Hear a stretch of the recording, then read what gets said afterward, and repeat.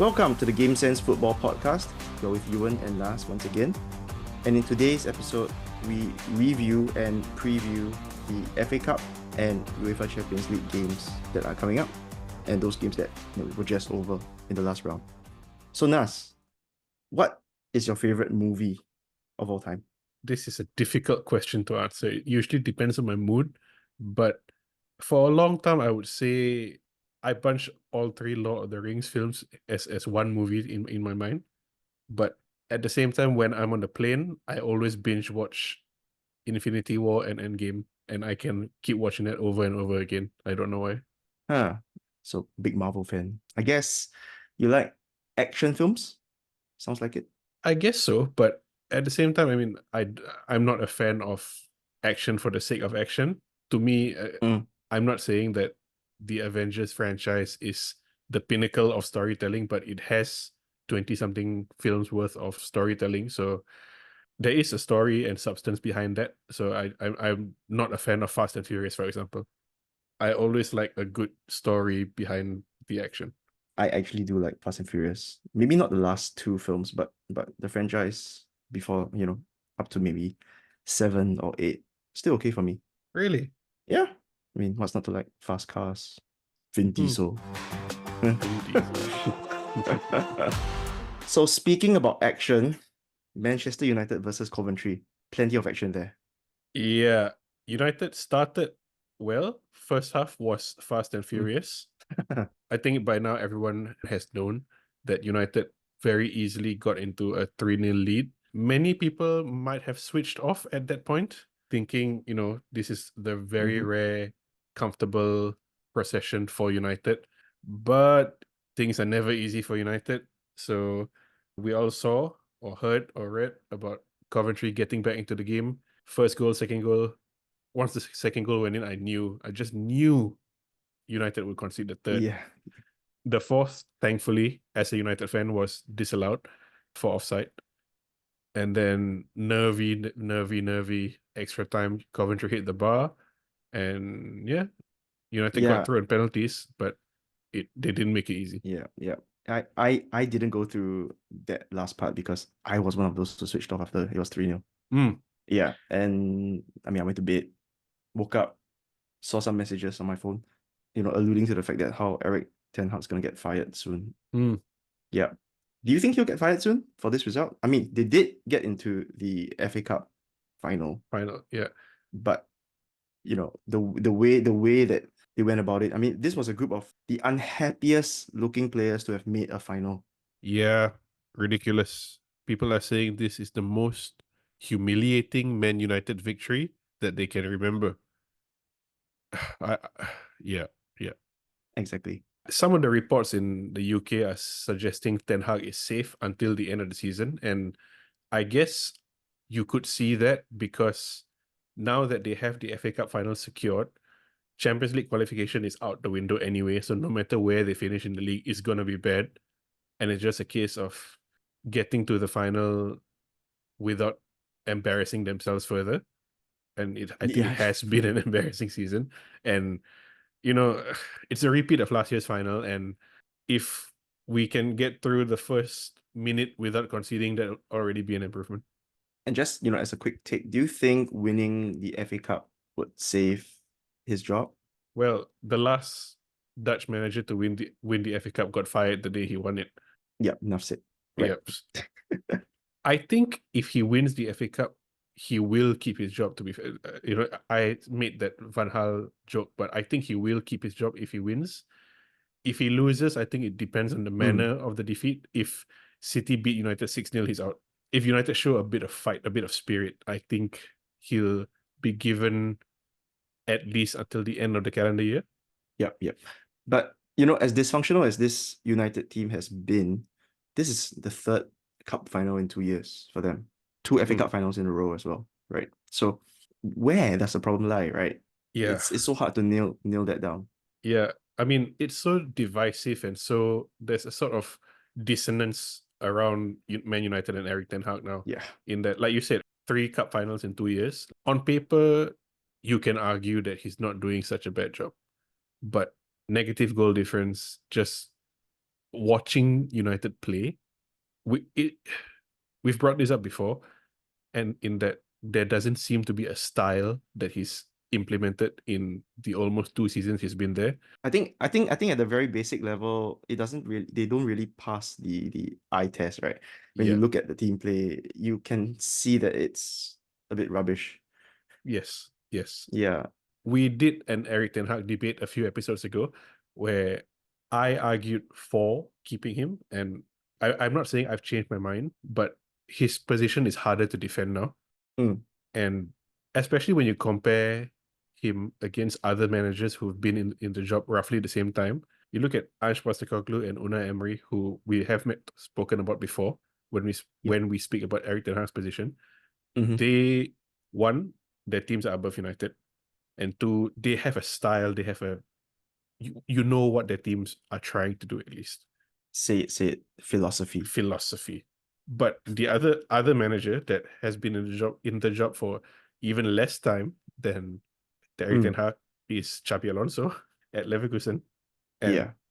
I guess you could probably rightfully argue Xabi Alonso is probably the next superstar manager, and not everyone can aspire to be that good. But looking at the resources that Ten Hag has had to work with and has at his disposal, it's not limitless, but he has to be doing better. Agreed. Agreed. Saying that, FA Cup final against City, very slim Yeah. chance of winning, but there's still a chance. And correct me if I'm wrong, they still qualify for Europe even if they lose, right? So this is a complicated and convoluted situation, almost as chaotic as United's game against Coventry, really. So the Europa League spot that's reserved for the FA Cup winner isn't automatically handed down to the loser, but actually goes back to the league position. It will go to the team who are sixth. And right now, that's Newcastle. This entire situation is made more complex by two factors. One, that Villa are still in the Conference League. But this is actually only the minor detail, because even if they win the Conference League, they are most certainly going to finish in the Europa League spot anyway. So the other factor is how the Carabao Cup winners get the Conference League spot. Liverpool beat Chelsea in the final of the League Cup, but they qualify for the Champions League, so that Conference League spot is handed down normally to the team that finished sixth. Again, we've heard that's Newcastle, but that team that finished sixth will qualify for the Europa League and not the Conference League if City win the FA Cup, which, probably. So the Conference League spot drops down one more position to seventh, which could be Man United. So long story short, TLDR, if United lose, there's a very good chance they qualify for the Conference League. If they win, they definitely qualify for the Europa League. There's a chance they qualify for the Europa League if they lose, but it relies on many factors, including them finishing above Newcastle, basically. So I mean, talking about Man City, the match against Chelsea, a little dramatic, right? I mean, there was all those misses by Nicholas Jackson. Yeah, City only had their first shot on target, I think, in the second half. I think Phil Foden had the first shot. Nicholas Jackson missed at least 3 fantastic chances. Mm-hmm. You could argue 2 of them came in the same passage of play, but still, Chelsea could have maybe not comfortably won, but they could have taken the lead and the game state would have changed dramatically. As it stands, they didn't, and they lost. Yeah, and yeah, there was also the VAR call on Jack Grealish's handball. Yeah, What do you think? Handball or not? Penalty or not? I think it's a pen. I think it would have been a soft pen, but in today's VAR age of football, that's usually a penalty. It's strange to talk about things. It's going to be strange talking about this on an audio medium, but if you watch the incident in question, Mm. Chelsea have a free kick. Cole Palmer is taking it right at the edge of the box. Jack Grealish is in the wall, and the wall jumps, but Grealish and the guy beside him separate, and Grealish's arm is still in the space between the players. The ball definitely hits his arm and goes out. Yeah. So the ref doesn't give a pen, and after the VAR doesn't overrule him or anything. What's strange is, if I'm not wrong, Chelsea don't even get a corner from that.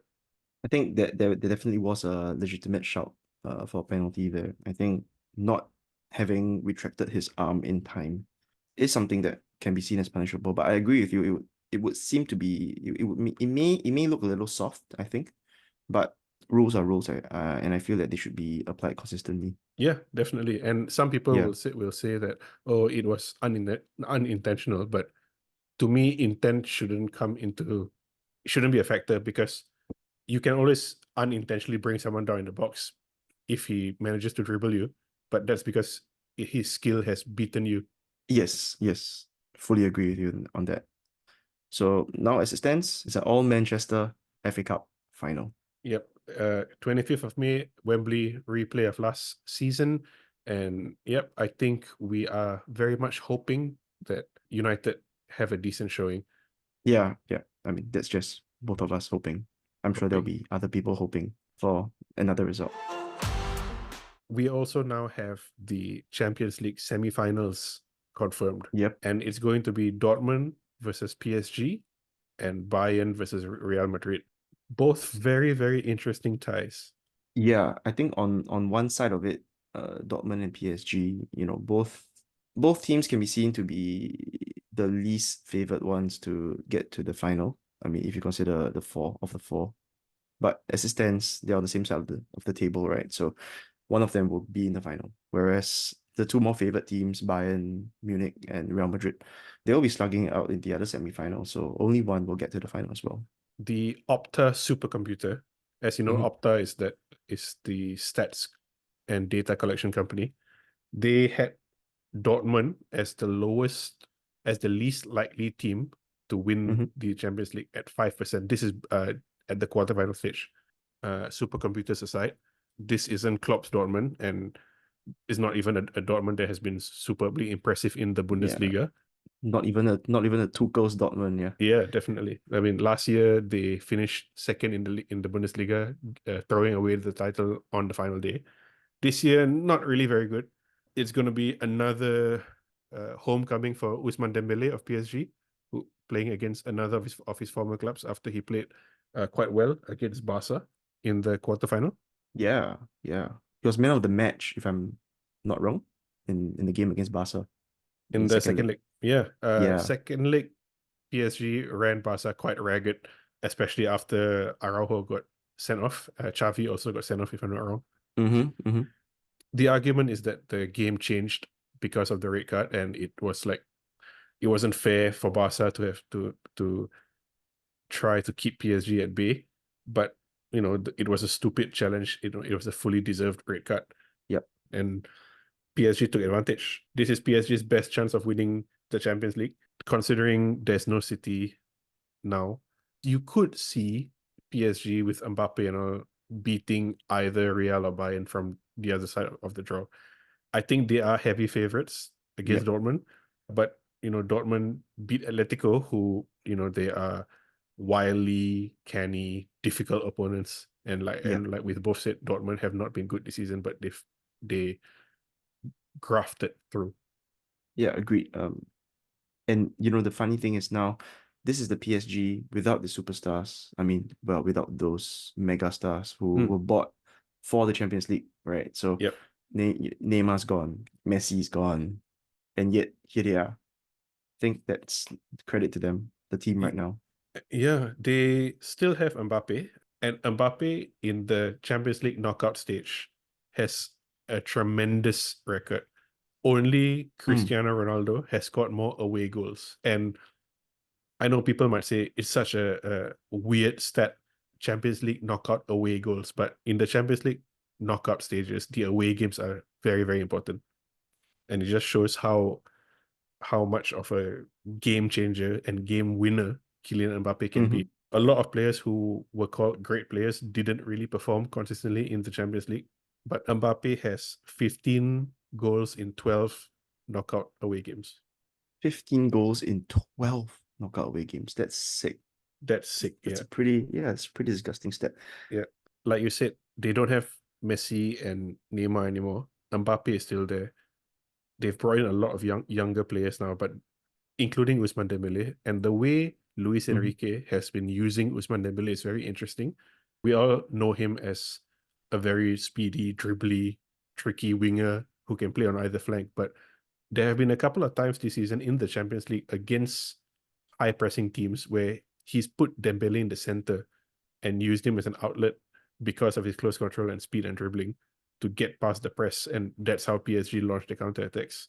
And Dortmund, even this season where they aren't amazing, do fit that mold in the high press team that maybe isn't so dangerous if you can get past the press. So I think Yep. Dembele against his former club is going to be an important weapon. Yep. I do think PSG will get to the final. Yep. That's just who I think will go through. I agree, but it's worth saying that the last time Dortmund got to the semi-final was in 2012-13, a long time ago, but Mm-hmm. that year they got to the final. That's the club, Dortmund. The club Dortmund. And in the other semi-final, we have Bayern Munich against Real Madrid. It's a little funny how we talk about how Bayern Munich's season has been nothing short of a disaster, and all the bad luck, the curse that follows Harry Kane. But here we are. They actually have a chance to still win a trophy. So Harry Kane still has a chance of breaking his curse. Yep, Harry Kane could fire Bayern to another Champions League title. These are the two teams with the most Champions League semi-final qualifications in history. Bayern with 21 and Real with 33, like far ahead of everyone else. As close to European footballing royalty as you can get. Yep. Like you said, Bayern, they beat Arsenal to salvage their season. We've spoken about Leverkusen and the Bundesliga and how unimpressive Bayern have been. So many people expected Arsenal to beat Bayern in the quarterfinal. Yep. In the end, Bayern went through. Arsenal a bit limp, and here we see Bayern in another semi-final. Yeah, I mean, a lot of the Bayern players do have that Champions League pedigree. They're seasoned players. It's a very experienced team. No surprise that that would be a key factor in actually getting past Arsenal. Because on paper, Arsenal's definitely stronger. They look so much better. Yeah, yeah. And we can't forget the Real Man City game as well. Man City probably didn't deserve to get knocked out. So City in that second leg had 88 touches in the Real Madrid box. Wow. Is that a record? That's the highest number that's ever been recorded. So in over 20 years. Yeah, like you said, City had the better of the game. Real were very, very much troubled when Jeremy Doku was on the ball.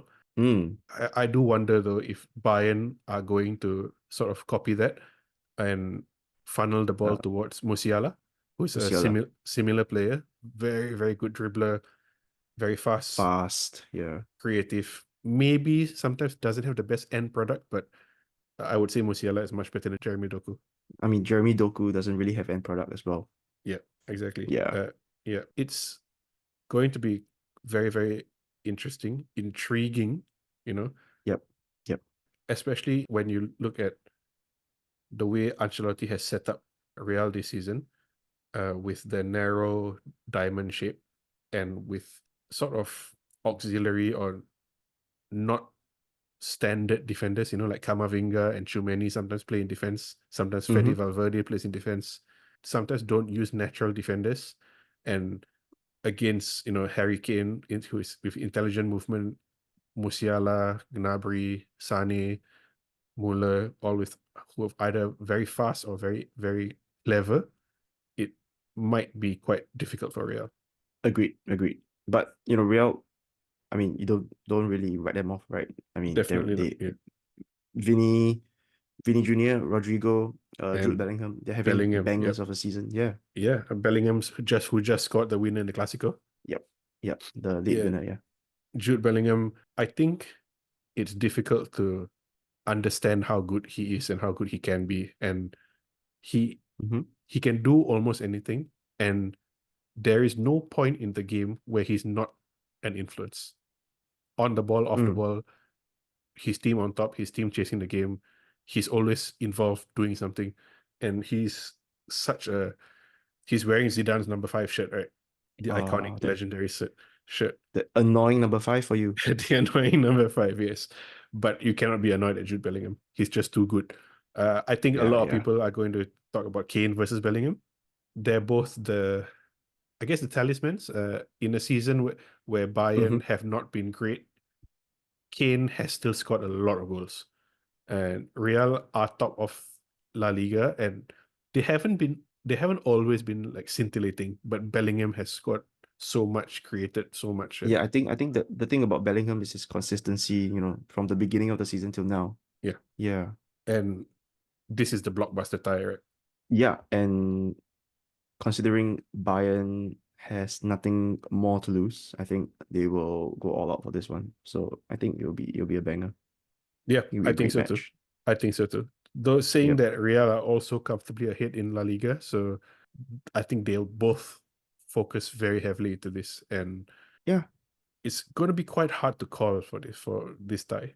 I would go with Real if you ask me. Just because, I think they're on better form. Bayern's not really been great this season, but who knows? Maybe Harry Kane can pull them out from the deep. Maybe, yeah, yeah. I mean, Real have many. We spoke about Bayern's pedigree just now. Real Yeah. have a lot of former Champions League winners with Modric and Kroos And and even Rudiger Rudiger and and Kepa. Kepa, who won the Champions League with Tuchel Yes, in definitely, Chelsea. exactly. So another reunion there. Both teams have very experienced players. Bayern have World Cup winners as well. Yep. I just hope it's not going to be a cagey chess match sort of game. And I'm not saying they should just go at it like two Eric Ten Hag sides, but I hope there'll be Yeah. goals. I want there to be goals. Yeah, yeah, for sure. I mean, that's the other thing about for the neutral fans, right? The entertainment. For me, Real Madrid and PSG final, and maybe Real Madrid to take it. You think so? Real I think I PSG. think I think so. What do you think? I think that's the most likely outcome. Yeah, sounds like a boring outcome, but I think that's gonna be it. You know, Yeah. I wonder what the reaction would be like if the final was Bayern Dortmund, German teams, a two replay German of the teams. 2012-2013 Yep. season. Two German Yep. teams, neither are the German champions. Yeah, and I think Dortmund would fancy the chances, if Yeah. if it were this final, since Bayern's been looking very, very, very defeatable this season. Dortmund beat Bayern in the league recently. Yep, yep. Yep. Maybe Jadon Sancho will go back to United with the Champions League medal. Jadon Sancho, I forgot about that guy. You erased him from my Mm. memory. Yeah, yeah. So I sort of think, okay, so my prediction is actually the same as yours in that Mm-hmm. I think PSG will beat Dortmund. I think they'll beat Dortmund in both games. So on aggregate by 3 goals maybe. Bayern Real, I think will be tight, but Real to go through. However, I sort of hope that I'm wrong. I'm wrong for at least one of those. I don't know which one I prefer to be wrong for, but I do like Dortmund. So Yeah, I would say it would be nice to see the underdog getting into the final and yeah, even winning it. Yeah, nothing against Dortmund winning it if they do. Jadon Sancho with a Champions League trophy. Oh my gosh, who's that? So who do you think is gonna win the Champions League? And who do you think will win the FA Cup? Do let us know. You can leave a comment, drop us an email, or reach out to us through our social media channels.